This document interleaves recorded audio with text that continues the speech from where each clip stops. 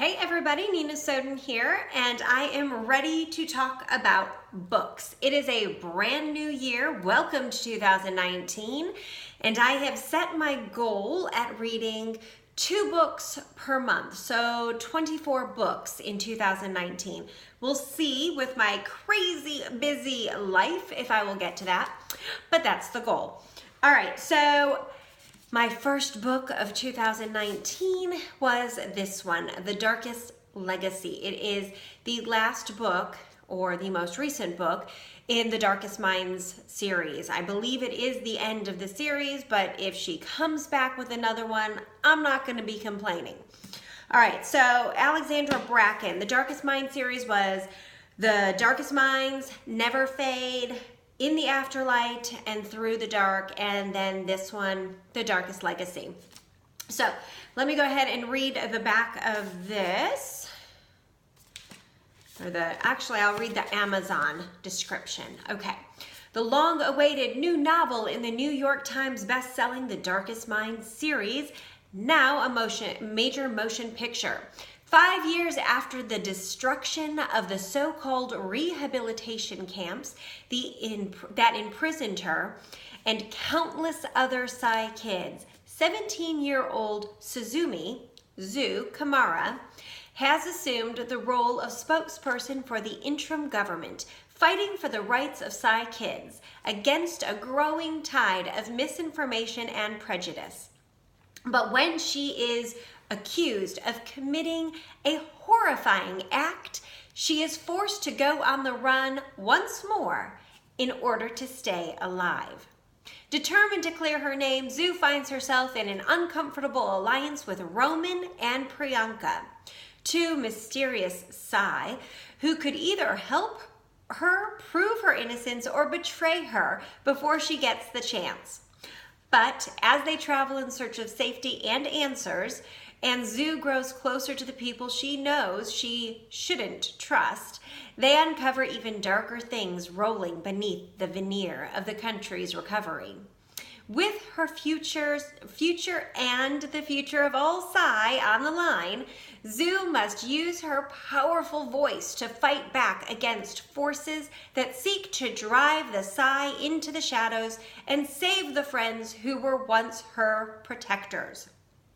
All right, so sounds good, right? All right, let's talk about this book. It is from a completely different perspective. So the first books in the series, the first 3 books, were all from Ruby's perspective. And she was our lead character. She's the orange that could get into your mind and erase your memories if she chose to. The next book was a series of short stories, all from different perspectives, and Zu was one of those. This last book is a spin-off of that. This is Zu's perspective on 5 years after those books have ended. And I keep going like this because they're actually right up there. So it's just instinctive. So this is from Zu's perspective. I had a very hard time changing into Zu's world as opposed to Ruby's world.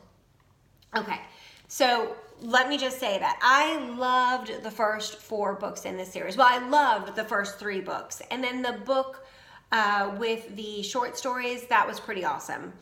All right. It was just strange for me to go into a completely new perspective on this one for an entire novel. So this was sitting on my desk for a while before I actually dug into it. I got it back in November, and I didn't read it right away. And it did take me a little bit longer than the other ones. I think each of the other books took me a few days. This one probably took me a couple of weeks. I just wasn't really getting into it right away. The writing, there's no doubt that Bracken is a great, talented writer. She is amazing at creating a picture in your mind as she spills out the words to paint it. With that said, I do feel that this book was just a bit rushed compared to the other ones. There wasn't as much detail that to paint that picture, but then in other areas she gave too much of the mundane detail that just kind of felt like it was dragging. So I know that sounds like it's opposites, but yeah, in some areas it just felt very rushed, like she could have given more detail, and then in other areas it just felt really slow because there was just too much of the mundane stuff. All right, in terms of story, I've already said that I had a hard time getting into Zoo's perspective. It wasn't really until about page 300 that I started caring about what was going on with these characters. And typically with this series, or actually definitely with this series, with all of the previous books, I have just been thrown right in, gripped from the beginning, and could not put the book down.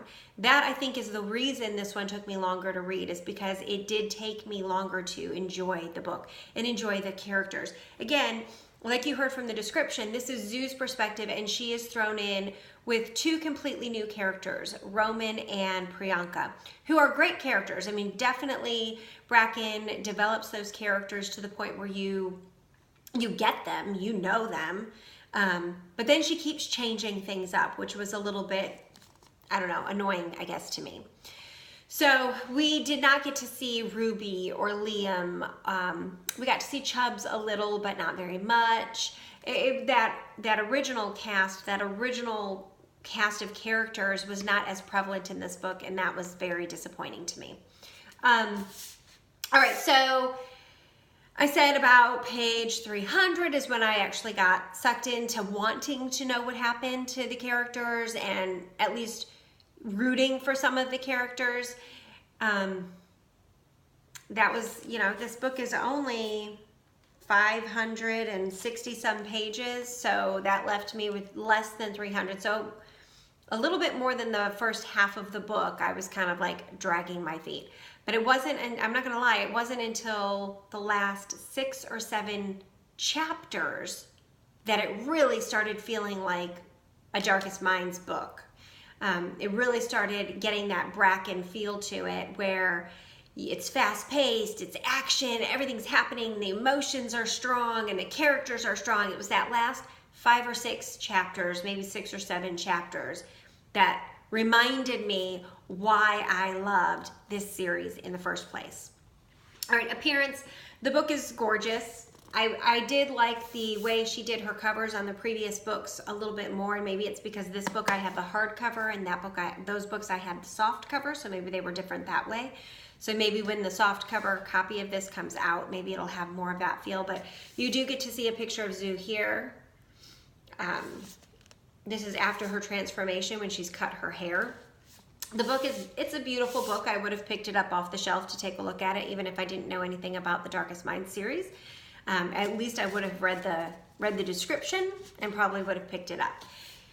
So I guess because it's in Zoo's perspective as opposed to Ruby's perspective, it deserved a new look and a different look, and she definitely did a very beautiful job with that. So my favorite quotes, I do love to do my favorite quotes. I have 2 in this book, and the first one, it's not a character speaking, but it's just a paragraph that she wrote, and it was, "I was still on my feet. There was still breath in my lungs. I wasn't fine, but I was strong. And I was going to use every ounce of my power to get us the hell out of here." Okay, so this is Zoo's perspective in what's going on, and it was just pivotal in that moment that she realized it doesn't matter if she was okay. She knew that deep down she was strong, and she was going to get through anything that she needed to get through in order to survive. It's that survival instinct, that fight or flight. Well, a lot of us have, that fight or flight is very tricky, because you have to know that you can fight if you're going to fight. And flight, there's a time to run and there is a time to fight. Well, Zoo fights. She is the littlest. She is the most unexpected to win, but she has a strength, not only because she's a yellow, a very strong yellow, and if you've read the series, you know what that means, but she has this strength inside her that does not necessarily come from her psi abilities. It comes from that deep wanting to protect her friends and family and that deep wanting to survive. And it's pretty amazing. So that quote just really stuck out to me. The other quote is from one of the newer characters. It's Priyanka. And it's, I'm going to remind you that heroes frequently die, but the morally mediocre people almost always live to see another day. Don't do anything that's going to piss me off. Now she's saying this to Roman, basically telling him, don't die. Don't get yourself killed being stupid. So it's, I'm going to remind you that heroes frequently die, but the morally mediocre people almost always live to see another day. Don't do anything that's going to piss me off. Her character is also very strong, a lot like Vi from the previous books. And it's a fun character. It feels a little bit too much like that other character from the previous books. But she's definitely a fun one to read, and she grew on me. Like I said, around page, somewhere after page 300, the new characters started to grow on me. So definitely a book to pick up. If you haven't read The Darkest Legacy, I know it did come out a few months back. If you haven't read it yet, pick it up, read it. Make sure you read the first 4 books first because you want to understand the story. You will have no idea what is happening or who these people are if you don't read those characters first, and that'll be just another reason not to care for them. So check out this book, The Darkest Legacy by Alexandra Bracken.